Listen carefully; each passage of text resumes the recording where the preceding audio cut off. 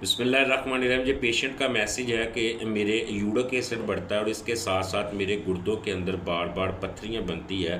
कोई एक हुक्मा का नुस्खा इन्होंने इस्तेमाल किया है, तो मेरे देखने में वो नुस्खा बिल्कुल ठीक है, लेकिन आपके मिजाज के हिसाब से वो आपको सूट नहीं किया, क्योंकि हुक्मा इंशाअल्लाह ताला हमेशा आपको बेहतरीन नुस्खा देते हैं।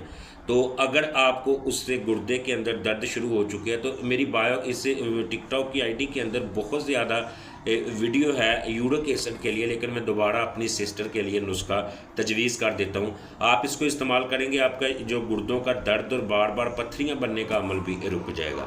आपने 5 चीज़ें होती हैं इसके अज्जा लेके आपने इसका कहवा तैयार करके 1 कप सुबह 1 शाम 1 माह इस्तेमाल करना। अल्हम्दुलिल्लाह आप 1 माह बाद टेस्ट करवाएंगे, आपका यूरिक एसिड लेवल बिल्कुल नॉर्मल हो जाएगा।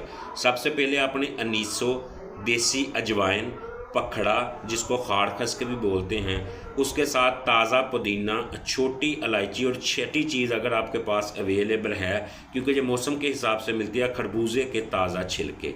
ये 6 अज्जा आपने इसको आपने 100 ग्राम ले लेना, लेकिन एक चम्मच इन चीज़ों का इस्तेमाल करना है। छोटी इलायची 2 से 3 दाने, पुदीने के 10 पत्ते और छिलका खरबूजा 1 पीस।